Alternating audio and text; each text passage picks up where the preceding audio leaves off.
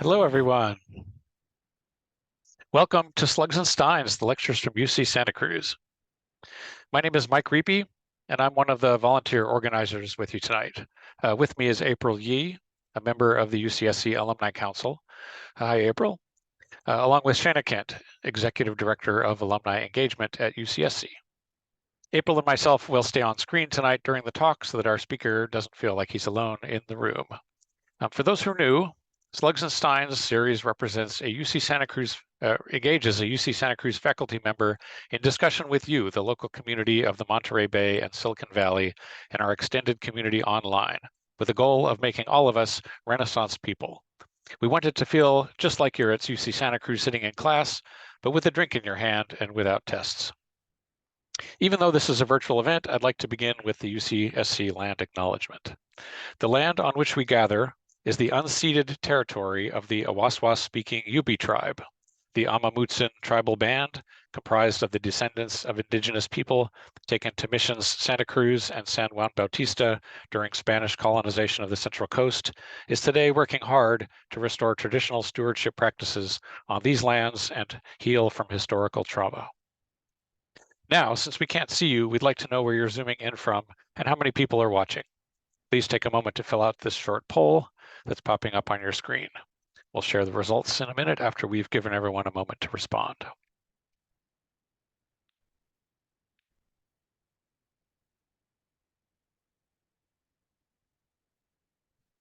Still have some results pouring in.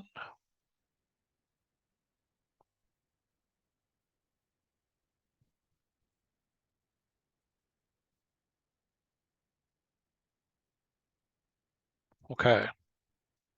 And now you should see the results on your screen to see who's in this virtual room with you here.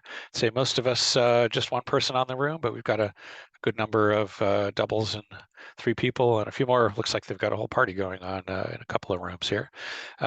Most people tuning in from Santa Cruz County, but a good representation from the Bay Area. And see if I can scroll. A lot of people from inside California, 12%, other people in the US. That's pretty amazing. 3%, 3 people out of 113 right now outside the US. So welcome to our foreign people. I'd love to hear where you're coming from. And nobody from outer space this time. Sometimes we get a few. So tonight we'll be tipping our steins with Professor Pranav Anand, Professor of Linguistics at UC Santa Cruz. Hi, Pranav. Who specializes in semantics and pragmatics, particularly in the study of context dependence, perspectival expressions, and subjectivity.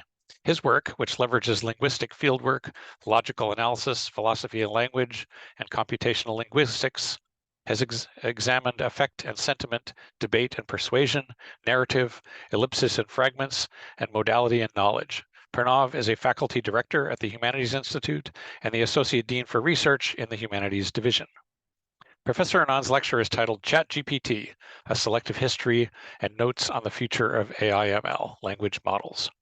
Drawing on the Humanities Division's Humanizing Technology curriculum, this talk will highlight some of the history of language models now ascendant in systems like ChatGPT. We will wend our way from early cryptography through the beginnings of machine translation and into the data-rich present of large language models. Along the way, we will contemplate the ways that developments in technology have been driven by historical backdrop and leverage that understanding to contemplate what the near future will look like. We'll have a detailed Q&A at the end, and you can also, I think we'll have a couple of breaks for questions in the middle, so we'll take 2 or 3 questions in there. So don't wait for your questions to the end. You can start typing them in the Q&A box right down below at any time. If you see someone else's questions that you like, you can upvote it, and we'll do our best to have it be asked and answered sooner. So please pay attention to that Q&A box and help us out. Okay, does everyone have their steins? Great. I've got your slug, Dr. Pranav Anand. Thanks so much, Mike. Thanks to April, Shayna, and everyone else for the invitation to talk. And thanks to all of you for coming out on a Monday night. I know that people have lots of questions, so I'm going to try as best as I can to get through this material so that we can start talking. It's been a little over a year since ChatGPT was released at the end of November 2022.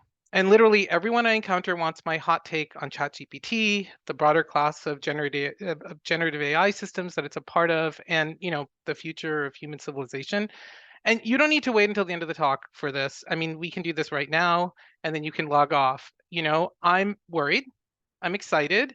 Um, but both of those come with new technologies, and so I have to say, I think people have lots of questions about human civilization. I'm not an expert on human civilization, so I'll have a little bit at the end about where I think things might go.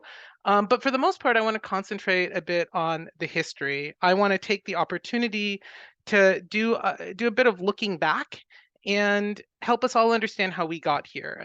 As a linguist, I really want to highlight the long history of this technology and how much it relates to the analysis of language in general. It's something that linguists have cared about for thousands of years, actually. Now, ChatGPT is part of a family of technologies that are called large language models, or LLMs. And my goal is to help understand that term so that, to first we'll talk about what a language model is, and then we'll talk about what it means for these things to be large and why that helps. My discussion today, as Mike said, is based off of lectures that I give in a course called Language Technology that's part of the Humanizing Technology Certificate Program, a new program that was recently launched by the Humanities Dean, Jasmine Alinder. And it provides engineering students at UCSC with humanistic training. And that training explores the social, cultural, and historical ramifications of new technologies. But we do that by looking at the past in order for us to sort of historicize the present moment. This is a story in 3 acts. So the first is this long history that we've talked about. And then the second one, I want to sort of zoom into the 21st century in some sense and talk about how we got to large language models. And I'll highlight sort of 3 factors that I think were crucial. And then I'll close at the end with a little bit of a glimpse about the near future with the, caveat that I'm not a futurologist. So let's start with the history. So ultimately, we'll see this in a moment. A language model is just like the kind of thing that you might do on an SAT test. It's a fill in the blank. You get a passage. There's a blank, and you have to figure out what the best word that fits into that blank is. So this is a technology that lets you do that. And so just to start out, I want to ask a poll of like, when do you think the first of these kinds of models was? So was it in the 1990s onward, the 1960s, the 80s, the 1900s to 1950s, the 1800s, before the 1800s? And of course, you don't really know what a language model is, but maybe you do know something. Why don't you take a guess?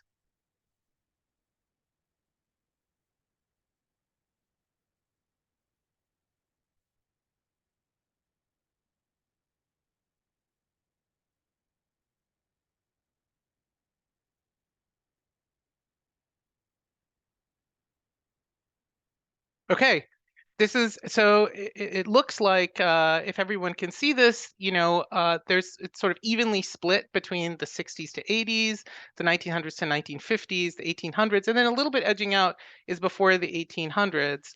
Let's see. Let's learn in the first one. I'm not going to tell you just yet.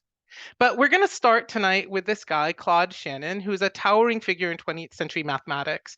He's the father of a branch of mathematics known as information theory. And his 1948 paper, which you can see here, A Mathematical Theory of Communication, examined the problem of how to best encode a message for transmission. This was of crucial importance at the time because of things like, the telegraph and radar.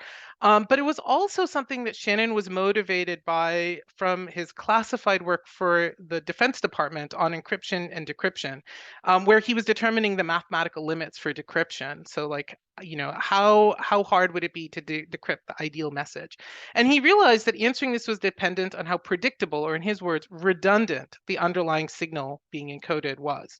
And the paper is best known for formalizing this notion of predictability in terms of a concept known as entropy, but it's also the first modern discussion of language models in English. So that's in the 1948, so almost 1950. Now, in order to make this notion of redundancy intuitive to the reader, Shannon came up with successive approximations of English. This is a page from his from that paper. So redundancy is a form of order, of predictability. And so to start, Shannon went to the far extreme, the most unpredictable thing. He's like, look, if English was unpredictable, this is what it would look like. And so that means just sort of randomly choosing from the pile of letters. And that's this first one here, what he called the zero order approximation. So you can think of this like rolling a 27-sided die. So 26 for the letters of English and one additional one for the blank. So you just roll over and over again, and you end up with this thing that looks like nothing whatsoever. So this doesn't look like English. So English has some level of redundancy or predictability on it. But the English letters, they're not random. So what we could do a little bit better? Well, it turns out they have a certain statistical distribution. E is the most common letter, then T, then A, then I, then O, and I, all the way down to Z, which is less than 0.1% of usage. So in his second approximation, Shannon followed this frequency, and you can think now of this as rolling 1,000-sided die. So you get, one face for Z, about 120 for E, 90 for T, and so you just can roll this thing at random. And you end up with something that looks like this. And now it's beginning to look a little bit more like English, but not quite. So he said, okay, we have to go one step further. Now let's not look at single letters, but let's look at letter pairs. And he called those diagrams, and we call them now bigrams. And so this list is no longer 27 things because you have one letter and the other. So in principle, it's 27 times 27 or 729. And you can represent that by this table. This is from a cryptography manual from the 50s. And so the table, the way you could read it is this is the first letter in the sequence. This is the second. So that's FB. And that has nothing in there because there are very few words that have F and B in that order. And all of these numbers are how often these might have appeared in a bunch of text they were looking at. So now that you have this, you can build the second kind of language model. So the idea with this is that you sort of have these pairs, but you have them overlap with each other. So you might start out, let's say, with the most common one according to this, which is TH. And then you have to choose another one, but then the other one has to begin with H. So you might then choose HE. And then you have to choose one that begins with E, so you might choose ER, and then you have to choose one with R, and maybe you choose R blank. And when you put all of those together, you end up the first thing being THR blank. And that looks not like English, but it looks close enough to begin to think that we're getting there. And that's what he did in this case. And you actually end up with this with words like on and R and B. So you actually do start to end up with actual English words. And you can go one step further. You can now, instead of looking at pairs, you can look at three sequences called trigrams. And now it really starts to look like English. You have things like demonstures, which could be a word of English. It just happens not to be. So what you're doing each time is you're getting closer and closer to that redundancy that is in English. Now, so this model is called and then he said, well, in addition to looking at letters, you could do the same thing with words. So you can, in this case, the number 5 is the, one word at a time, just like the one letter, the unigram one. And that doesn't look so great. Representing and speedily is and good. That's not great. But if you just go with word pairs, the head and in frontal attack on an English writer, that's getting closer. You're getting phrases. So, this model here is called the n-gram language model. And in the n-gram language model, you have these things where you might have one at a time, or these overlapping sequences of pairs, or overlapping sequences of triples. And this is a very powerful concept. It's sort of like you might have encountered it before in these lorem ipsum charts. So these were created by typographers in order to have some text so they could see what text looked like, but it was nonsense. It's sort of nonsense Latin, but it follows the statistical distributions of Latin so that it looks enough like Latin that you get confused and think it's actually text. Now, at its heart, n-gram modeling is just the kind of fill-in-the-blank tasks you know well from school. And those tasks work well for us because we as humans are quite good at filling in missing information. Like if you see the elephant walk through E crowd, you can sort of fill in to get the other parts at the top. And it's not just in writing, you get the same thing in speech. So in 1970, it was discovered that if people hear, it was found that the eel was on the axle, that people can fill in that it's supposed to be wheel, and they don't even hear the cough. So the reason why we can fill in the blanks on quizzes is because we need to fill in those blanks when people cough or when there are other sounds or when we can't see something. It's a way of being robust to get communication when there's potentially noise. So here's how like an n-gram language model might work. So you can watch this while I sort of walk through this. Like filling in the blank, the n-gram language model asks what's next, given a very limited history of the input. And it's what's called a Markov process after the Russian mathematician Andrei Markov. The next step in the process, the choice of what you're going to get next, what goes in the blank, depends only on the current state you're in, not the full sweep of history of what's come before. And this is a pretty simplifying assumption, but it's turned out to be astonishingly powerful because of how local language tends to be. What the next word is usually guessable just based on the word that was right before, or maybe one word before that. And it's why autocomplete and autocorrection technology and like the Google search bar on your phone works. And it's also an efficient way to identify the language of something if you don't know what language some material is in, or to determine who wrote something, authorship identification. Language models were also very crucial in early speech recognition technology, where if the system was unsure about whether someone said tank or thank, knowing that next word was helpful. If you know that next word is you, then the system could be like, oh, it's thank you, because thank you happens to be a very, very rare bigram. Even though tank and thank are so easily confused that, like let's say on the phone, that the model couldn't determine it on its own.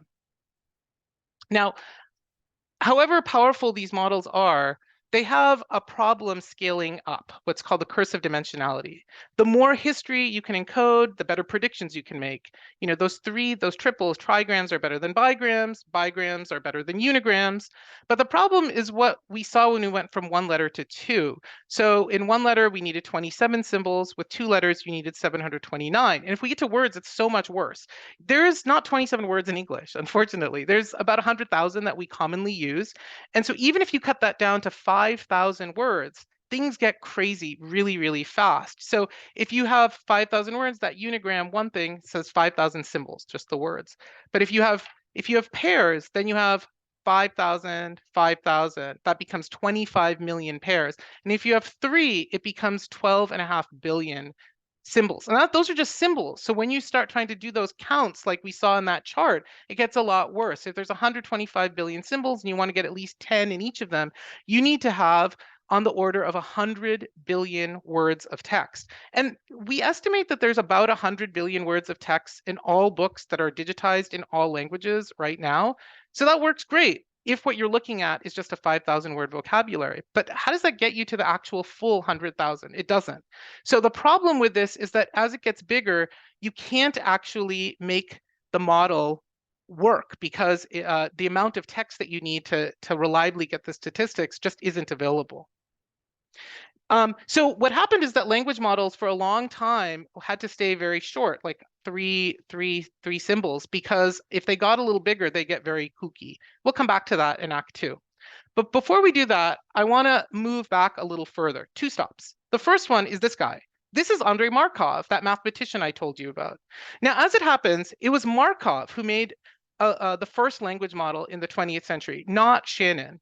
And he did that in 1913, almost 40 years before Shannon. His was based on the early 19th century verse novel Eugene Onegin by Alexander Pushkin. And if in the question period you want to ask me, I can tell you. The reason he did this had to do with a debate about free will and statistics. But in doing this, he constructed the strangest bigram language model I've ever seen. What he did is he replaced all the letters with whether they were vowel or a consonant, and then he just counted vowel consonant sequences. But in doing that, he ended up showing that he could tell apart authors because since their words are different, their vowel consonant frequencies are different. And so he was, I think, the first one to use this really for authorship identification well before Shannon talked about this. Now, it's interesting. Shannon was a mathematician. He wasn't a linguist, and his discussion is entirely couched in the term of mathematics of processes. It's not about language at all. And these Markov processes are ones where you only have to know where you are and what's likely to happen in the future to figure out where you go next. You don't need to know how you got to where you are. And Markov's underlying math for these processes was widely shared after he released it in the early 1900s, and Markov processes emerged for everything from weather prediction to tracking ships. And so like in Shannon's paper, he calls his model a Markov process. So Shannon knew about this work, but he was the first one to like directly apply it to the study of language. And he revealed in the process that linguistic regulators could be understood by mathematical structures. Um, and and the reason why like it was really Shannon who put this on the map was because Markov's own linguistic statistical analysis, which you can see here sort of in that table down there, didn't get out of USSR for almost 100 years. So this one right here in 2006 is the first time there was a published translation. Um, I happen to have read a version that was translated in 1955 by the great MIT linguist Morris Halle, the partner with Noam Chomsky in revolutionizing linguistics with generative grammar. When I got to MIT as a grad student, Halle almost immediately corrected me on my belief that Shannon created the first language model. That's what I told him. He knew I was interested in language models. And then he plunked down this mimeograph copy of Markov's paper in my hands, saying, Halle always talked through his teeth. He said, "Here's the first language model, and it's pure poetry."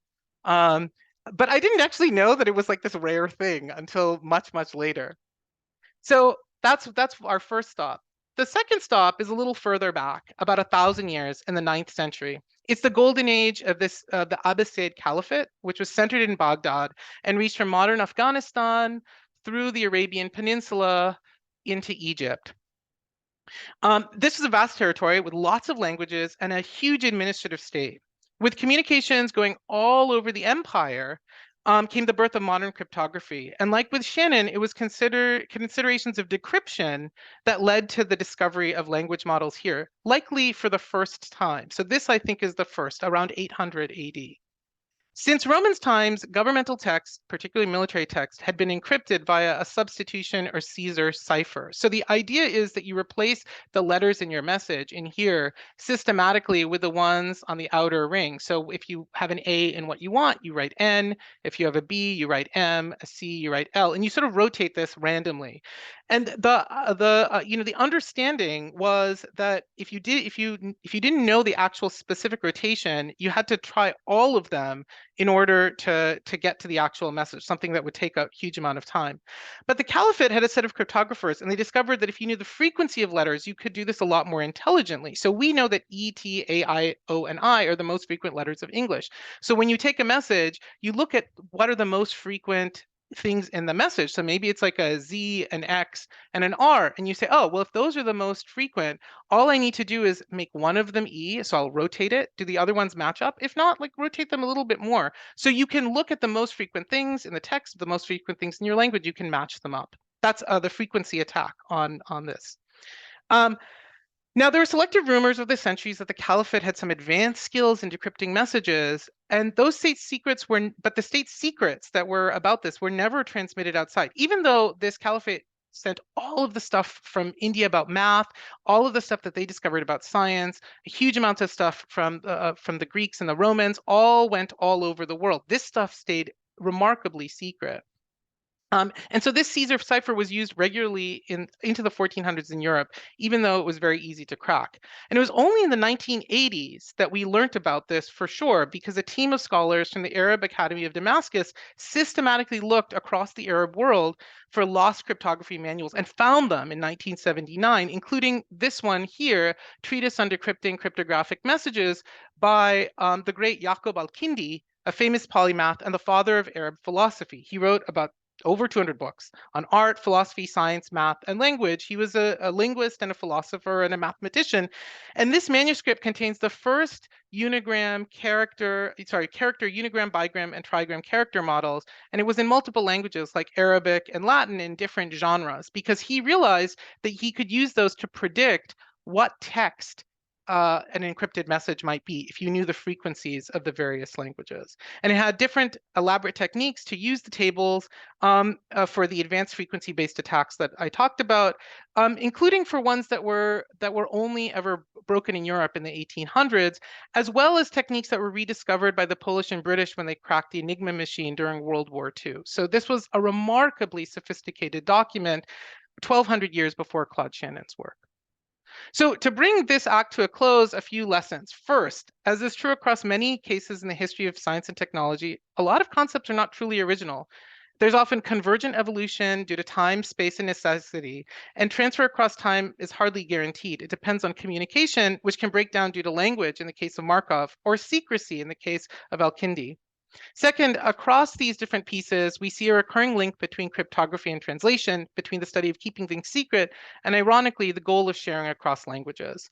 But that's because the more you understand about mathematical structure of a language, what Shannon calls redundancy, the easier it is to build bridges across different languages. Okay, so here I just want to take a break. If there are any questions, we can do one or two, and then I'll move on to the next.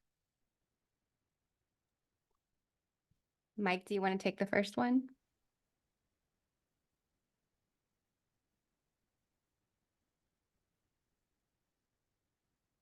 Oh, do you want me to? Okay.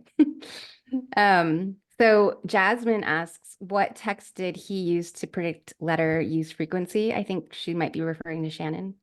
To Shannon or Al-Kindi? Yeah, one of those.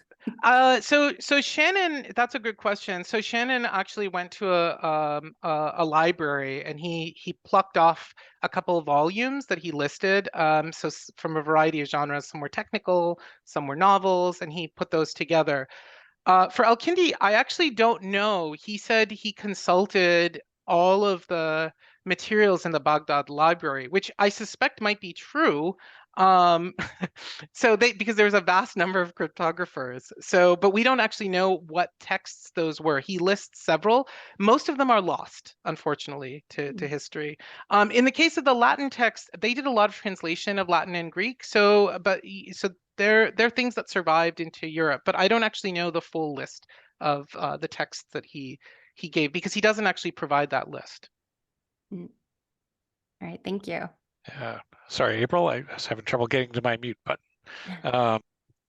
We've got a couple of just comments from people.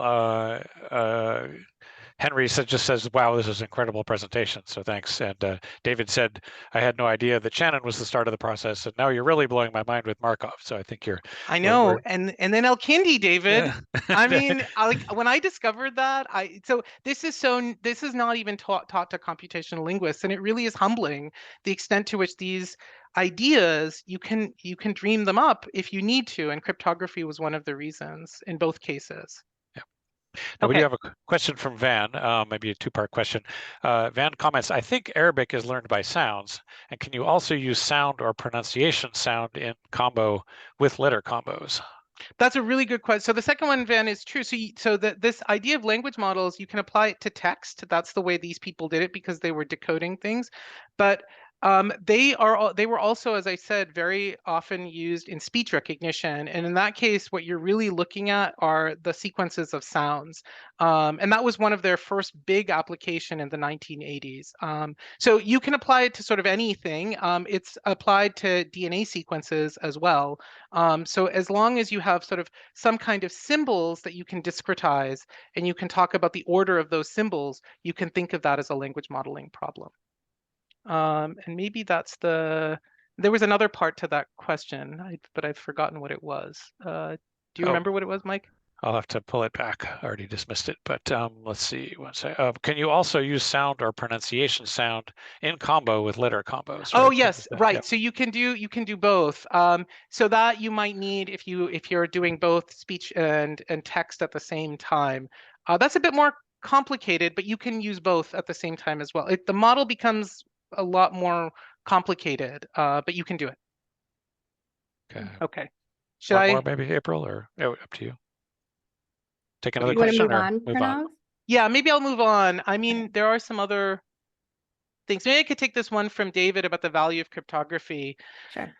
It's just the value of cryptography to any state, which is to keep state secrets secret, but also to figure out how to break into the secrets of other states. So, for most of history, there was this asymmetry in knowledge of cryptography, and that meant that in many cases you could read messages that that people thought were in fact secure and weren't. And this happened actually because the Caesar cipher was used so prevalently in Europe, and it was discovered in Vienna how to break it using the frequency analysis in around 1300. And they actually set up a shop called the Black Chamber, and they would sort of sell themselves. They'd be like, hey, we have some secrets, we got them from places. And they were even like taken to the Pope because there was this idea that they were using the devil when they were just using frequency analysis of language. So it's actually a form of real power in the world. Okay. Shall I move on? Yes. Sure. Okay, so the Act 2. So now let's talk about large language models. So I want to start not in the 800s where we just were, but I want to move back into the 20th century and think about n-gram models. So the challenge there, I said, was this curse of dimensionality, that you don't have enough data to estimate things longer than 3 units. And the problem here, if you think about it, is that we don't have a way of generalizing. This model thinks of each of these triples, each of these n-grams separately. So you can't learn from conceptually related things. So like eat apple, eat grape, eat map. So you know that the first two are like reasonably good. The third one is very strange. Why? According to the model, they're all sort of the same thing. You're looking for those two sequences. And it doesn't know that eat apple and eat grape should sort of be more related to each other because apples and grapes are similar and maps are not. So we don't have a way of generalizing to the conceptual level, the semantics of these terms. And without that, we're really stuck with these shorter models. To make progress, we have to come up with a way of encoding that grape and apple are similar in meaning. And one approach to this came from the work of the American structural linguists in the first half of the 20th century. This includes Zelig Harris up here, who's Noam Chomsky's advisor. And he famously systematized a distributional method for determining the function of a word from the context in which it appears. According to John Firth down at the bottom, this was a very famous slogan: you shall know a word by the company it keeps. And Harris's method gives a way of doing that. You look at the environments in which the word is, and if two words are in similar environments, then they have similar meanings. So here's a way to think about this. So it's a little toy model. So suppose you collect a whole bunch of text, and then you have all of the words, and you look at all of them. So in this case, we'll just look at a few just because our screens are so small: apricot, pineapple, computer, and information. And what you do is you take all of your words over here, and then you take all of the other words and you put them like this. And then you just go through and look, let's say within a sentence or 2 sentences, you look, are these 2 words? Do I see them together? If so, I increment the count by 1. And I keep adding and adding. So for instance, like in this toy model, information and data appear in 2 sentences 6 times. And so in six sentences, you see them. And digital appears with data maybe once. But apricot appears with data never. You never see the 2 related to each other. And so the idea is, according to Harris, you get these counts of how often words occur with each other, and you can use that to predict similarity. The reason why digital information are similar is because, look, they tend to appear in similar environments. Remember, you shall know a word by the company it keeps. These two keep the same company with the same words. And similarly, apricot and pineapple keep company with sugar and pinch, maybe in recipes, but they don't with data and result. And so you can use that to get a sense of the similarity of meaning.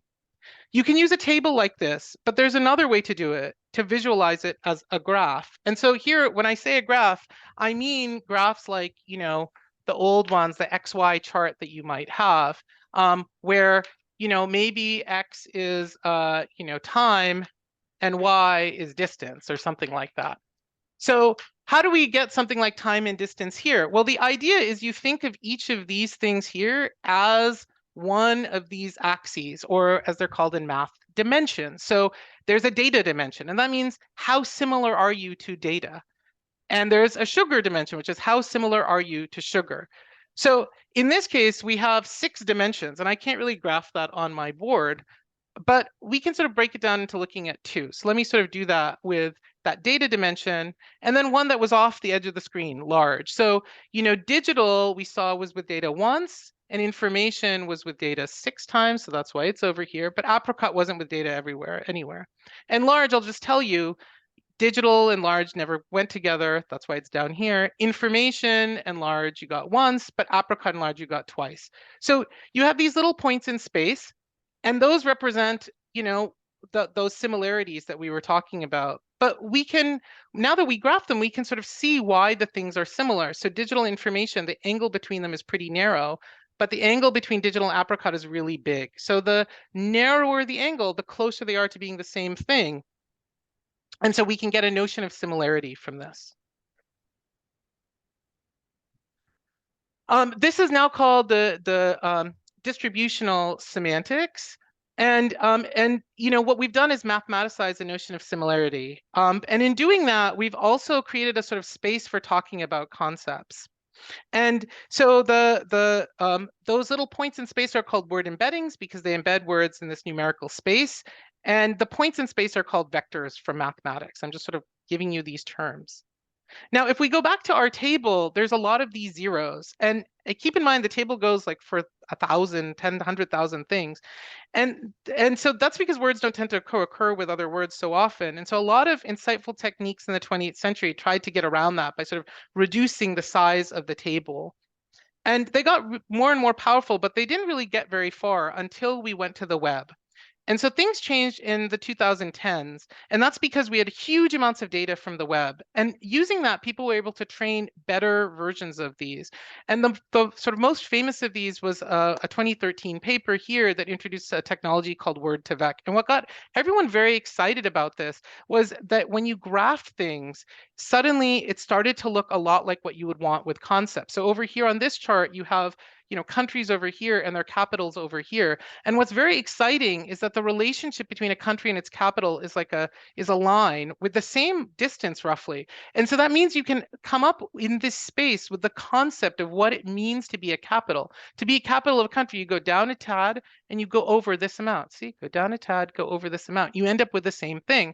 And that was so exciting because it wasn't just about space. It meant that you could do math with words. So this is one of the most famous charts of the 2010s from this paper, that you can say king minus man plus woman ends up getting you to queen over here. So you're able to do analogies and you're able to do math with these things like you would want to do if this really was about concepts. So the embeddings from these were very exciting. And one thing that they allowed us to do was build better language models because now we had this notion of concept. So rather than representing that history in terms of a sequence of words, you could sort of add all the words together using this math, and you could end up with an overall thing for what something meant. And that really helped with language models that were based on neural networks. So neural networks were these diagrams that were invented in the 1940s, inspired by what goes on in the brain, but they weren't what the brain is like. They were simplified from it. And the basic idea is you have a network of little computers, and the little computers exchange information back and forth. And oftentimes they were just exchanging numbers with each other, but they could have those big vector things that we just talked about. And so with this kind of representation, you could learn to build that same thing that we were doing with just word sequences with something with a neural network. And so this is how this model looks. So you have those word embeddings, those spaces, points in space for each word. And you have one of those little network things that I showed you, and it figures out how to combine all of them. Maybe it adds them, maybe it multiplies them. Who knows? It figures that out. And so it ends up with an overall gestalt of all of that stuff, and it feeds it off to another neural network, and that makes a prediction. So the nice thing about this is no matter how long this sequence is, you end up with something the same size in all of these cases.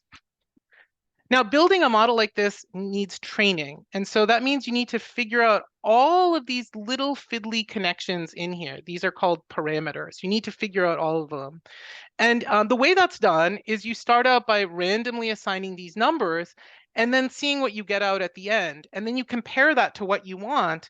And you say, there was some error. And then you sort of twiddle around these until that error gets reduced bit by bit. The math for all of this depends a lot on the structure of the network, and that's where a lot of work comes in. So there's lots of different kinds of networks that you can build. You can build ones that are relatively simple. You can build ones that have multiple different layers so that you get more and more abstract as you go up the network. But when you do that, when you create more complexity, it means you have more stuff, more parameters you have to learn, and therefore more data that you need. So training these kinds of models is only possible because of all of the data that the internet has given us. You need about 1 billion words to make a high quality neural model. And training models like ChatGPT is serious. It needs huge data sets. So GPT-3, which is the basis for ChatGPT, was trained on about 500 billion words. And it was trained on sort of all of English Wikipedia down here, some 11,000 books that were online, um, and this thing called a common crawl, which is sort of randomly pulling from the web. And then it has this thing called web text. And web text is built off of parts of the web that people on the social media site Reddit have linked to, not Reddit itself, but what they've linked to. And so these two are both from the web, but notice that even though Wikipedia and web text are both much smaller than these other two, they get upweighted in the neural training. And that's because they're much more high quality than the random book stuff and the common crawl. And you can get a sense from this from the paper that introduced this model for web text, which is the one for the second generation of GPT, GPT-2.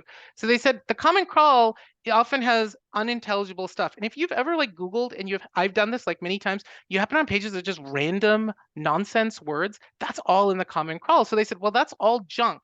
So we need stuff that people have curated or filtered. So they use what people have linked to as a model for what's interesting, educational, or just funny, or we could say actual language. So the point of all of this is that, it's the data that we have from the web that's allowing people to build these incredibly complex systems. But there's one last bit. So I've talked to you about two things, the idea of making words into numbers, these vectors. The second one is all this data. And the third thing is the final bit, which is something called attention. So attention was first introduced when people were trying to build systems to translate between one language and another, like this, between French and English. And so what people realized is that in that neural system, I said that you take, a sentence, you put it together into one vector for the whole context. And the problem is that if you're then having to translate that out into another language, you need actually to attend to different parts of that when you're doing that translating. So when you say I, when you're sort of pulling out the I part, you need to look back at the subject. When you're saying am, you need to look back at the verb to be. And when you're saying a student, you need to look back at étudiant, which represents both the and the student. And the problem is that the models they got one big context all at once, and so they couldn't parcel it out. And attention allows you to do that. So that's what attention is. And the most sort of powerful step in attention came actually when people started thinking about what happens internally to sentences, something that was called self-attention. So here's the problem. The problem is, look at the word bear here. The word bear in the task was a bear means something slightly different than that animal was a bear. And the information that you get is from other parts of the sentence. So the meaning of bear here is different than the meaning of bear here. Similarly, you learn that the doctor self-identifies as a woman from herself in this case. So the meanings of words are not actually something that you get in isolation. You get them actually within a sentence. The problem with those word embeddings is that those were eternal over everything, but actually the meaning of bear changes depending upon the word that you put it in. So people took the concept of attention and applied it inside of sentences, and this is called self-attention. This is how it works. So this is like how things might look before you had self-attention. You have that task was a bear, you feed that up into the network, and you keep going. But with attention, what you do is you add another little neural system. And what that does is it takes the word that you have, it takes all of the words around it, and it sort of learns how to keep track of the content from different words. And in this case, it learns that, task, the subject is a crucially important in this kind of predicational structure. And so it's like, okay, well, I have to keep track of the taskness, and I add that to the bear. I keep a lot of the bear part, but I add that little bit. And so that gets changed a little bit. So you get this custom meaning of bear for this sentence. Now, you actually do this with all of the cells. So you end up with this nice multicolored mix. So it's very, very custom for the particular sentence that you're in. So self-attention is very powerful. It makes things actually very, very complicated. And it was introduced by this 2017 paper that also introduced the transformer model that had this. The model is crazily complicated. I don't want you to look at this except to be like, oh my God.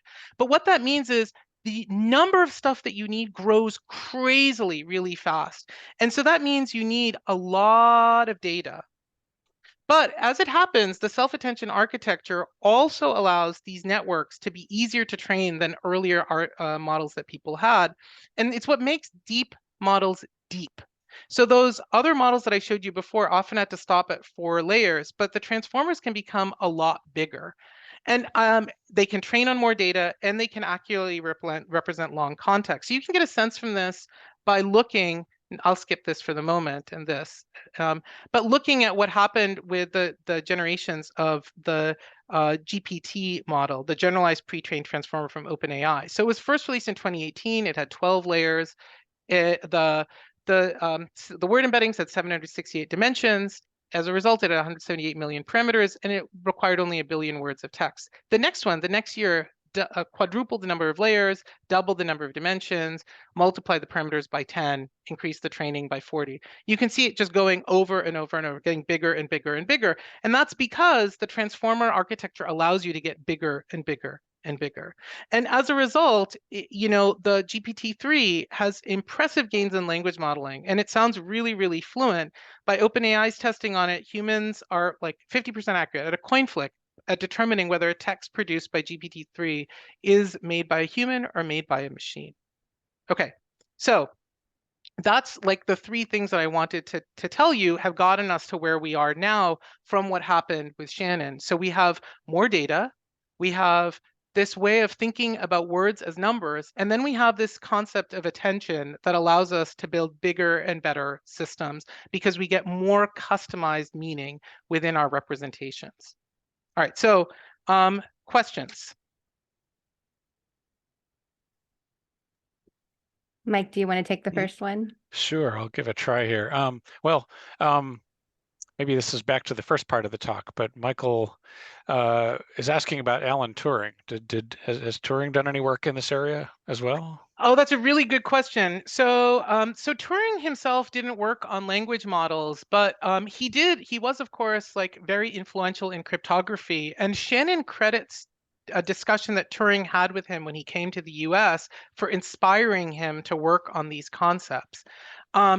Of course, Turing is also very important with his work on cryptography at showing the power of mathematicizing language for cracking the Enigma code. But Turing didn't really think about human language so much. In his papers about Turing machines, he did talk about how he believed that one could make a Turing machine that would be able to not only accurately and fluently talk, reflect English, but also be able to do machine translation. But he himself didn't really work on that. I think it was beneath him in some sense. He was more interested in the math. That's a good question. Stuart asks, does the change of language over time figure into this study? And do non-changing texts, such as the Hebrew Torah, figure in differently? Oh, that's a really good question. So, so there's some really fascinating work looking at language change over time using some of this technology. So you can take, one of our problems is we have a lot more text right now on the current moment than we do on any other period. So if you go back and like look at this thing here, it's like because of like all of the emails and text messages and websites that we're able to like build one of these really sophisticated models now. And for most of human history, what we have are published books. So like we have very, very little data, but there have been attempts to build those word embedding systems over time. So you sort of collect like 100 years of Google Books, basically. And there was a student at Stanford, what year is this? So like maybe 7 years ago, who looked at this in order to try to look at the change in meaning over time. And you can track it. And it's actually a big question now within a branch of computational linguistics. But you know, as I say, it's really, really hard to like accurately model because our models are quite bad for most of human history because we just don't have enough data. As for the Torah, that's another question, I guess. I mean, so it's tricky because it's sort of related to the first one. So we know that there was a lot of like even I guess, biblical Hebrew that was potentially spoken by some group of people. So like there is a language out there that was the native language of some community, but we only have the text that we have. The same thing is true with Latin and Greek. So it's really hard to effectively think that we are modeling a language when we have so few like textual records. There is work on this, but like I think there is just much there's just so little that it's hard to know if what we're modeling is just the language within the particular documents as opposed to the language that's spoken by the people who wrote the documents. Thank you. Now this question could go a lot of directions. I'll see what jumps into your head. But Van is asking, how do deaf blind people learn to communicate? Like, are there? Oh, I don't know if anybody's even studied this, right? yes. Okay, this is not at all my area of expertise, and we're not talking in this about language acquisition in general. There's a question as to whether humans learn the way that these models do. They undoubtedly don't learn exactly these do because they don't require training over hundreds of years of reading to do it. So that's like the first caveat. I'll just say that language acquisition is a bit different than this. Language acquisition, we think, comes from input, that you learn language when you get input within the first 10 years. We don't know much more beyond that because we're not able to run these horrific experiments. But we do have unfortunate cases where people were exposed to language after that, and they were not successful in being fluent communicators. But within that, there's a lot of plasticity, I think. So what that means is there needs to be input. So the same thing is true with someone who is deaf and blind. They need input. The most famous case of this is Helen Keller, and she claims in her autobiography that she learned it because her teacher would write on her hand. And so it doesn't have to be spoken and it doesn't have to be visual. Apparently, you can use other modalities. We don't know much more than that, I'll just say. But in general, you need input pretty early on in order to try to be able to productively learn so that you can engage in the kinds of conversations we're having. And I just want to remind people that in the Q&A box, you can upvote questions that are presently there if you also want to hear that question answered, and you can also submit your own question. So the next question is from Michael. How can LLM models differentiate between what people believe collectively about others versus collectively about themselves? Could Michael, could you clarify? What does it mean to collectively believe about themselves? I mean, I don't think. I'm not sure I understand the question exactly. I mean, I could say. Oh, he says it is the idea of collective illusions. Oh, collective illusions. Okay, that's a really good question. I don't know the answer to it. I mean, I don't know the answer. I really don't. Maybe, Mike, can you ask this question? I have like a little thing about the near future I want to get to, and then maybe you can ask your question again. I think I have an answer to how we could potentially get there, but I don't know if the LLMs are going to be able to really differentiate things effectively for us. I mean, maybe I'll be less glib. I'll just say, like, these are language models. That's all they are. All they are trying to predict the next token, the next word. They're not soothsayers. They aren't big databases of facts. So expecting them to be able to tell us what's reality and what isn't is like mistaking them in terms of what they are. And so I think they can't really tell apart reality from non-reality very effectively. I think that's maybe an answer. Can I do I have a little 5-minute spiel. Could I do that? And then we could move to Q&A, or should we move to Q&A? What do you think? No, do your 5-minute spiel, please. Yeah. Okay. All right. So I have some polls, but I think I'll skip them in the interest of time, and we can go back to them if we need to. So, you know, I want to talk about the future, and to do that, I actually want to start with the question of why there's so many GPT models, and the reason is actually very interesting. So, you know, it started with this GPT-1 in 2018, and then it grew to GPT-2 in 2019. And in 2019, you saw that they made the model much bigger, right, 4 times as big, and then they also had this other idea. They said, let's try to make it so that it can do multiple different kinds of tasks at the same time. So they trained it to do all these different tasks. They like it was very clear what they were trying to do. And then they tested it on tasks that it had never seen, and it did not so bad. They're like, huh, maybe. And they tried it back on GPT-1. They're like, oh, that did really bad. And they said, well, maybe if we make it even bigger, it'll do even better. So that's what they did. They made it even bigger with the idea that we trained it on some things, and it can learn to do things that it wasn't trained on. So for GPT-3, they grew it again, and then they looked systematically at how it did on new tasks in 3 ways. Either just cold turkey, being like, here's this thing, try it.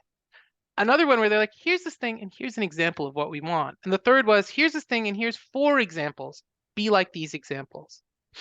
And so what they found, this is the graph from their paper, is that so I told you that GPT-3 has 175 billion parameters, but they made sort of a version of GPT-2 in 1. So they made smaller versions of them.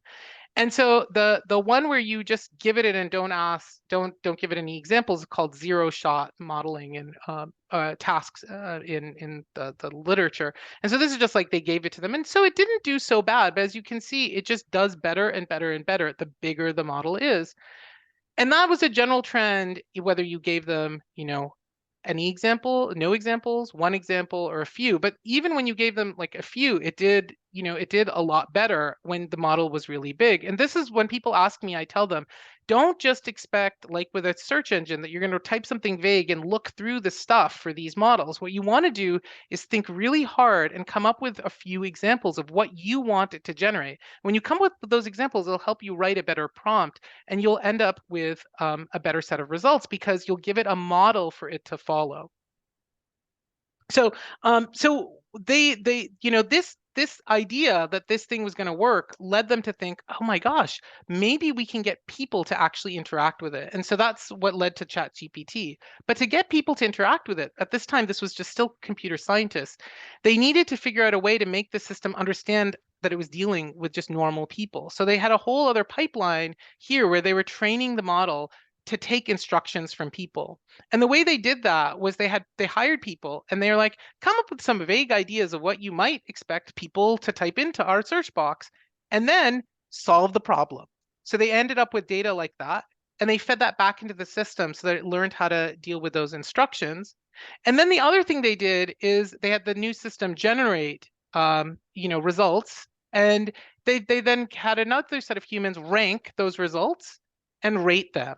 And they used those rankings and ratings to make the system better. And one of the things that they did was in the ratings, they sort of flagged whether the thing had sexual content, was violent and harmful advice. And they used that to put up guardrails. So ChatGPT has these guardrails so that it doesn't do certain things. And that's why when you ask it some things, it's like, sorry, I can't do that. That comes from this other process. And this set of guardrails has been criticized by many members of the computational community. And I think the future is pretty clear. Guardrailless large language models will proliferate over time. They just will. There already are several out there. And you know, recently Gab, this right-aligned social media company, announced the creation of their own chatbots with various personalities, including this one, a Holocaust-denying Nazi. And this is an inevitability. I think it's something we just need to acknowledge. And it's all the more so because of the existence of open source models that now exist. So it's not just ChatGPT. There's a lot of other models out there. And because they're open source, anyone can use them and make something like this, like Gab did. And so I think that these kinds of selectively tuned LLMs will further the spread of polarization and misinformation. This goes back to the question that I was asked. And I just want to say things are going to get a lot worse. If you think a racist chatbot on Gab is bad, what about a racist educational LLM that teaches children? That is a very likely future. It's something that could happen right now. So I had a poll here to like just get a sense of, given I just said that, like how you feel about the future with LLM. So I just want to get a temperature check in the room.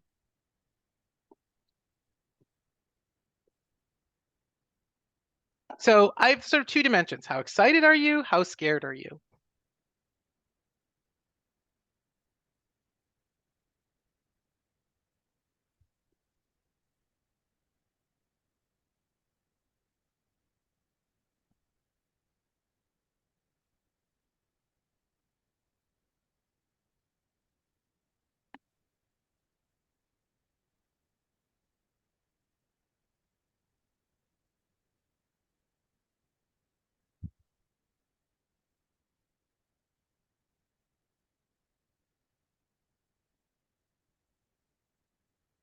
Okay. Oh, so it's very interesting. People in this crowd are overall somewhat are very excited and also somewhat are very scared. I think that's sort of where I stand too. So let me try to like give a kind of hopeful idea of where we could how we could move forward. So I think the only way forward from this is to break a rather hardwired association between language fluency, being able to write well, and assessment of intelligence. The chat style nature of ChatGPT allows it to converse with us. It's not just that it generates convincingly human text, it's that it engages with us with remarkable coherence. This is a huge change. And but we've actually seen this issue before. So uh, the first that I know of is ELIZA, which is a mock psychotherapist program by the MIT professor Joseph Weizenbaum in the 1960s. And Weizenbaum was surprised to learn how many people, including people working with him, believed that ELIZA was a real person that they were talking to, or at least interacted with it like a real person. And he spent the next 2 decades arguing that we had a misplaced faith in computers. And this, I just want to remind you again, was in the 1960s. So in his book, Computer Power and Human Reason, he says that computers can decide, but they can't choose because they lack the capacity for judgment, which is, a type of intelligence that has calculation, something that computers can do, but also emotional and embodied factors. And so that we shouldn't anthropomorphize them and think that they're like us. Now, I have to say, I'm not sure I totally agree with Weizenbaum. I think it's important here not to be anthropocentric. You know, it's not clear that like we know what emotions are in our heads to say that computers can't or machines can't have them in the future. But he's right that we also shouldn't anthropomorphize these machines. At the end of the day, these LLMs are nothing more than language models. All they're trying to do is predict the next word. And they're now so good at it that they can provide us information about the world. And that's because it turns out the best way to fill in a blank like this is to give the right answer. And that's their link to reality. But it could be any of these others, and it would be a perfectly grammatical sentence. So, you know, um, this concept that people have of them hallucinating, it bothers me enormously because hallucinations are what you expect from something that's all about language. They're language models, not reality models. Now, again, they can do this in fluent conversation using the context of dialogue. And it's this mix of factuality and discourse that leads us to think that we're conversing with someone and not just being the history for the next word calculation. And this blindness is dangerous because there's a lot of research that suggests that people online judge content by the credibility of the source, including the fluency of the text and the quality of the brand. And that means that we are sort of set up to fall for the authoritative tones that LLMs have. And the problem here isn't like about language models. Much of the research that's like here for this graph is about how people interact with people on social media and the kind of separation from our norms of trust and judgment that happens online. Now, don't get me wrong, I'm not worried about the dangers that we have like on the immediate horizon, including how generative AI tools are infiltrating election cycles. And I'm also concerned about how these systems will affect work. There are biases for language and culture, about like how we fairly compensate people for the data that is just sort of routinely scraped without paying people, and about the relentless push for resources. I mean, these are big, meaty problems. But I want to say the problem I've been focusing on now, the problem of trust and credibility, just isn't new. We've long recognized that confident bluster goes a long way in getting people to trust you. It's just now catching up to us. And our future is going to have to get a whole lot more complex since we won't be able to innately trust photographic, video, and audio evidence. And that person texting with you could be an LLM catfishing you. I think it's inevitable that some acts that we cherish as uniquely human will have to go the way of other uniquely human tasks in history, like plowing and sowing crops, controlling vehicles, playing music, typing, and even tasks like computing that were done by people not that long ago. But I think there's reason for hope, and that comes from making clear to ourselves what's going on here. Astonishing though these are, these tools aren't magic. Next time you see ChatGPT do something impressive, think back to Shannon and his letter gibberish, Markov and his vowels and consonants, and El-Kindi and his frequency tables. Just like them, all the system's trying to do is figure out what to do next. Thank you very much. I'm plugging Humanizing Technology and the Humanities Institute, two organizations that I am a part of. If you want to learn more about this kind of work, go to these two websites. You can sign up for one of the Humanizing Technology classes in the summer. They're open to everyone and they're by Zoom. And the Humanities Institute's theme this year is about technology. We'll have the deep read about the book Trust by Hernan Diaz, which does a similar thing of talking about modern technology with a historical lens. And we'll have a series coming out with faculty voices about issues dealing with technology, including one for me. Thanks so much. I'm available to talk. Great. Thank you. Yes, Q&A time. I forget, did you ask the last one or did I, April? I can't remember. You could take the first I see. one. I see. Michael has clarified a bit. It's all mixed into the feed here, but I'll start. Maybe this is the key of it, right? Michael said he's talking about maybe I'd have to go back and read his last question, but he's talking about the idea of collective illusions. And he says an example is that folks, when polled, think most people think that being famous is important to other people, yet when personally asked, they rank it dead last. So I'm wondering if LLMs can be trained to consider particular perspectives in generated text. That's really interesting. So, I think what's interesting about that is that that's something that I don't think is obvious until you poll people. So, these systems only can learn from the data that you give them, right? They can't look in our heads. So I suspect if there's data out there that is of this sort, then they could learn this. I don't know how easy it is to do because it requires sort of all of us to sort of be writing about what we think about what's true and what's not true. Some of us do, but most of us don't. So I still think that polling is a much more reliable way to get a sense of what people think in general.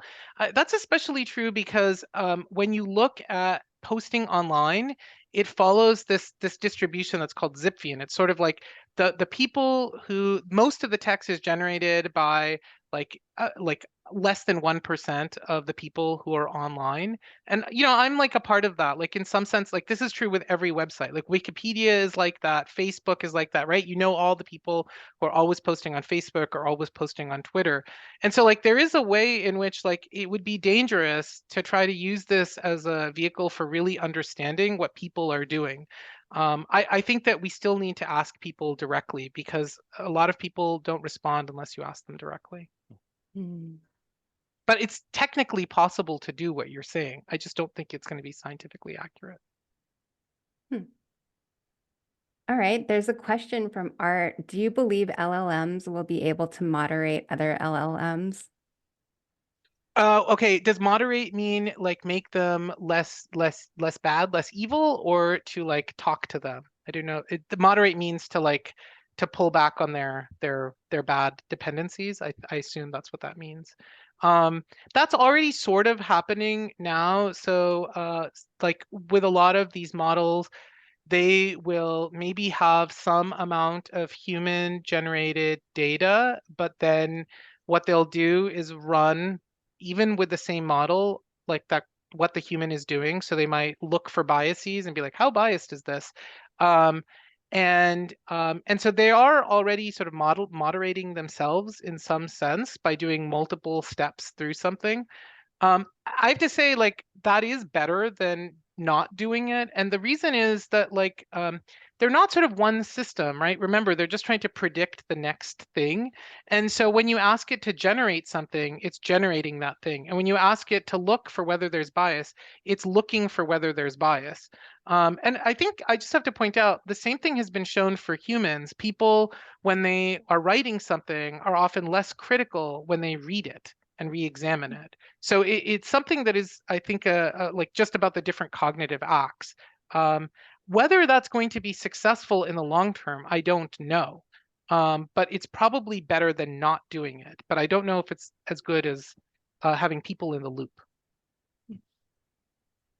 And that kind of leads into a question from Jasmine. Thanks, Jasmine. Is ChatGPT only as good as the data? If ChatGPT is only as good as the data that it is fed, does it reproduce common biases and omissions? And I know this is a source of a lot of hand wringing over large language models. And in fact, you can ask, is it better? Is it better than humans, or do humans have the same problem? But you can talk about this whole subject of biases and omissions and what to do about them. Yeah, so Michael, you're sort of given the answer. Well, I'll give one version of this answer, which is that, I had a slide in here. I just took it out because, as you could see, I sort of jammed too much. Like this isn't a problem that's unique to LLMs. When the word2vec model came out and people got really excited by these word embeddings, they quickly came to realize that there were biases in the word embeddings as well. So just the words themselves are biased, and they have all sorts of different biases. So I think there's data that shows that the biases are sort of more entrenched than in people, although I'm not sure how reliable that is, because like going back to what Mike was just saying and that previous question, like we don't really know enough about what people think compared to these devices, these systems. So they do create biases. Maybe I should say they surface biases that are already there in the text, and they might rigidify them in a way. But I think that's a reason why they shouldn't be treated as oracles. They should be treated as systems that are making predictions about words. And once you recognize that, you are like, oh, well, you have errors and you have biases, and we have to be critical about what you produce. At the same time, people are really trying to like reduce those biases.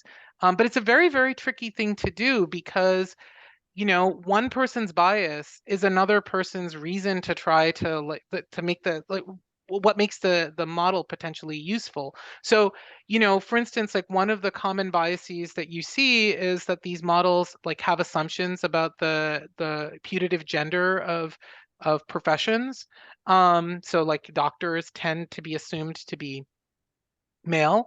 And that is problematic. It's problematic statistically. It's problematic also in terms of, some notion of I guess equality. But it's also like a pretty good model if you're just looking at text.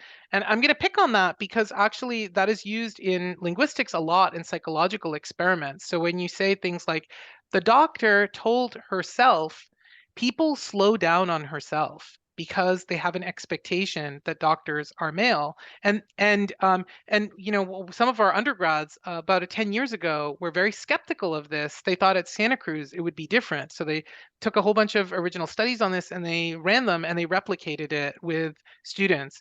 So these are biases that we have, and they come out in our text and then they get magnified. And so it's just a warping mirror.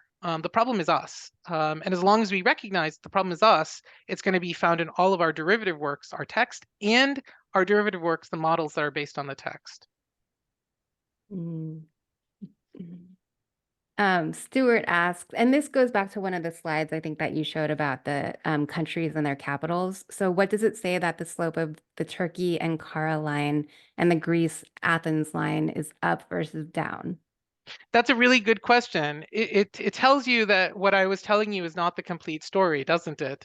So it can't just be that it's 100% reliable. You have to do a little bit more checking. So like to that point, that's like a source of some of those hallucinations in there, right? So if you're following that kind of system, then it's going to get things wrong on certain occasions. And so you can even see that actually in like that big slide I had where I had it fill in those blanks. If you look at some of them, it gets many of them right, but it gets a lot of them wrong too. And that's because it hasn't actually learnt things correctly. It's learnt them well enough that we can be excited, but it's not perfect at all. So that's a very good point. Now we have a question. Oh, these are reordering themselves. Give me 1 second. If I can find this again. Well, I'm going to ask a question of my own. I'll take the prerogative here. I hear a lot of talk recently about language models having like emergent properties. Like, Oh yeah. I'm thinking of examples like video processing, where you give them a bunch of videos and they sort of learn the laws of physics and they can make videos that look like physics. I don't know if there's a language-based, maybe just they sort of learn how to write poetry or something. I just wonder what your thoughts on, if are they actually like merging properties that they're not trained for, or is it just sort of an illusion? It's a really, really good question. So there are language versions of learning the laws of physics. So like you can ask these models, like there are these famous examples of like, you have an egg, you have a brick, and you have a something else. Like, what's the order that you should put them in? And in general, they get it right that the egg should not go on the bottom. So they learn certain properties of physics, and you can sort of take any kind of physics thing and feed it to them, and they're not so bad on them. So, whether it's emergent or not, I don't really know. I was involved when I was like in grad school, or just before I went to grad school, in a project that was called at the time reading comprehension. It's now called machine reading, and it was the task of like trying to get these systems to answer basic like standardized tests for kids.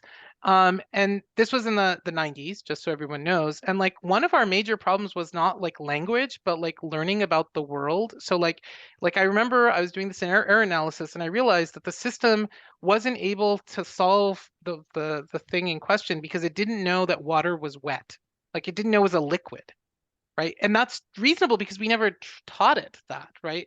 And so there was a move in the 90s to like build these very, very big models of the reality that you could have the systems connect to. One of the biggest is called Psych. It's still going on. It's sort of like a kind of metaphysical computational model so that computers can refer to it.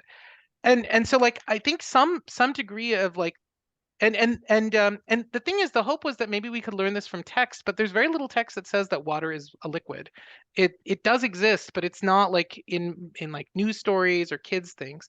So it's possible that some of the emergent properties come from this like web scale text. Like I do think that like if you have a whole bunch of textbooks, they might tell you this, for instance. But the ordering things that you're talking about, I don't understand why those happen. I can't understand that. So you need to know that, eggs are very fragile, and you need to know other stuff. So like I think this is where again I say that it's hard for me to construe these as reasoning. I really think of them as like what's coming next. And so we have to go back and ask those questions. Like what in the data is it looking at when it's making those decisions? So you can sort of look at the layers, you can look at the attention and try to figure that out. But like it's sort of beyond human comprehension. I mean, I tried to do something like that last year, and I wasted like 2 months of my life. So it's almost like a religious question in some sense. Like I have to continue to believe that these are just language models, so that I don't impute to them a kind of like agency that I think is dangerous. So I don't have a good answer to that because I don't think we know. But like I'm really impressed that they're able to have like these kinds of reasoning. But on the other hand, sometimes they're just like wrong. They're able to do that, but they're not able to tell you that something. So there's something about it that seems incoherent. And that makes it feel like it is about predicting words, right? Yeah. Mike, was the question you were looking for from Joe about you Oh, about incorporating slang. Was that the one that you Oh. were no, wanting go to ahead and ask? take that one. Yeah. Okay, Go so ahead. this one is from Joe. Are there significant efforts to use common human speech or conversation for training of models to account for different styles of speech or even incorporate unofficial vocabulary or slang? So like conversation to a TTS engine to transcription fed into LLM training. Yeah. Actually, that's been going on since the 1970s. And it's because, so I told you that language models were used primarily originally in speech recognition. That was like their first big application. And so it was, it was for speech recognition for things like over the phone primarily. And so it was for like customer service. And so in those cases, you need to account for dialect, you need to account for language variation, you need to account for the fact that people talk very differently. And actually, like a whole area that like I work in was created by that on dialogue structure and about like you had to talk about like what okay is. And what is. And so a lot of just very basic conversational vocabulary was adopted. In general, like linguists are not prescriptive, so we try to document language as people use it. So the notion of slang is just a language that's appropriate in one conversational setting versus another. I mean, there are words that are not appropriate in a slang setting, right? They seem wrong because they're the wrong register. So that's all there. And there's a lot of conversational data now, especially like um, uh, online conversation, which is a bit different than spoken conversation. So all that's built in. It isn't as good though, and you might ask why it isn't as good. And the reason is because of the Wikipedia data and the data that gets selected. So a lot of the things that people like to point at as reliable sources are things that look like academic writing. And so the models tend to be better because we use that data more. If we used data that involved, IMs or I don't know, like I guess transcriptions of phone conversations, it would be I think people would not be so happy, and the data would not be as like rich and complex. But we do incorporate it in models all the time, actually. Wow. So, wow, we've still got 25 open questions here, and unfortunately, we've only got a couple more minutes. I'll give you one last question, then we may have to end it there. But thank you, everybody, for being so engaged. Here's a question from Michael Tassio that we probably both know, and maybe this is a good way to end it, right? Let's bring this full circle back to the university. When you think about the future of LLMs in higher education, especially with regard to using them for research or teaching and learning, what needs to be done to ensure that they don't perpetuate biases and racism? That's a really good question. Can I just say I don't know? I don't. I mean, there are a lot of antecedent questions that we need to answer. So I think for research, so one of the things that people need to recognize is that these things are biased and that they have like racist ideologies in them because of structural factors, right? And so like if you know that and you know it's a tool, then you can be more mindful of it. So I think training researchers to be mindful of these things and how to like mitigate them as best as you can and figuring out good mitigation standards. I think that I'm pretty confident that we could figure out over time. For teaching and learning, I don't really know, and that's because I don't know how you teach or learn with these yet. We're just at the infancy, and we don't really know the most effective way. I and some colleagues, we just got a grant. We're starting right now to look at how we can like bring in large language models like ChatGPT into writing intensive linguistics classes because I think that they are the future of writing and we want to write with them. But we don't know when you write with something what you learn. And I think we need to figure that out before we ask that question. So, I mean, it might be that like you just like type in the thing and then this out comes this paper with all these biases and you submit it. and then you haven't learned the biases because you didn't even read your paper, right? And so like I don't know. I mean, maybe the good news about like that future is that people will continue to think what they think and they'll turn in papers that don't matter. But I think that before we think about those biases, we just need to understand the human machine interaction first and understand how it influences learning. And so like in 2 years, I can come back and talk about that, but I can't, and maybe then we'll have solved the bias problem. I doubt it, but at least we'll have some better ideas about how people can learn and teach with these. Wow. Well, thank you so much for sharing your research and knowledge with us, Professor. Please join me in applause for Professor Pranav Anand. As Mike mentioned previously, my name is April Yee, and I'm a member of the UC Santa Cruz Alumni Council and one of the volunteer organizers of Slugs and Steins. So as mentioned, please consider making a donation to support the Employing Humanities Fund, which is an initiative to make stronger, more explicit links between what humanities students do in their coursework and what they'll do when they graduate. And I wrote down some notes because I was like, this is why I did not pursue linguistics with the math heavy emphasis. I did take one class, I think, while I was at UC Santa Cruz. And then I was like, wow, I didn't know that linguistics would go in this direction. So it just wasn't for me. But it's so fascinating to learn about all these concepts and topics that you shared with us. So in 2 years, I would be interested in hearing more about what comes from all this learning. Also, our thanks to the staff of the Alumni Relations and Special Events offices who organized this webinar. So thank you, Shayna, Diana, Paulina, Nicole, and Kristen. And also thanks to David Hansen, Julia Doloff, and Anna Gugurajan, who all are also co-organizers of this series. Our next Slugs and Science series will be on Monday evening, April 8th with Dr. Joji Muramoto. His talk title is What Can Organic Strawberry Research Tell Us About the Health of Our Soil, Plants, and Humans? And Dr. Muramoto is a soil scientist, agroecologist, and an assistant cooperative extension organic production specialist at UC Agriculture and Natural Resources and the Center for Agroecology at UCSC. And he also serves as an assistant adjunct professor at UCSC's Department of Environmental Studies. And his talk will focus on the status and challenges of organic production in California, along with soil-borne disease management and integrated soil health management in organic production of California strawberries. But meanwhile, UCSC has other exciting events awaiting you.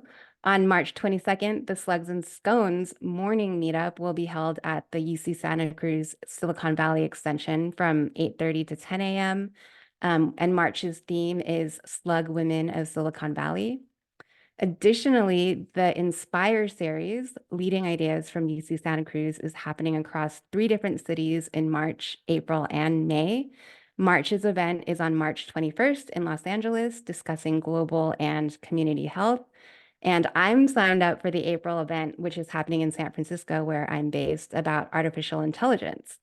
And lastly, Spotlight Santa Cruz is hosting Slugs and Sharks at the SAP Center in San Jose on March 23rd, where the San Jose Sharks are playing the Chicago Blackhawks. And there's going to be an alumni gathering beforehand near the SAP Center. And I think all those events you can find in the chat. So on behalf of the UC Santa Cruz Alumni Association, thank you all for joining us, and please come back on April 8th at 6:30 for our next virtual event. We'll see you then.